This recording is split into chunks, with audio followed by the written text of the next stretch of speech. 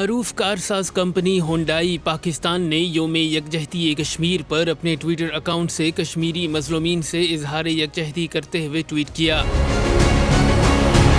بھارتی متشدد صارفین نے ہونڈائی کمپنی کا بائیکاٹ کرنے کی بھرپور مہم چلائی اور مطالبہ کیا ہے کہ دہائیوں پرانے تنازع کے متعلق غیر محتاط موقف پر کمپنی کو معافی مانگنی چاہیے۔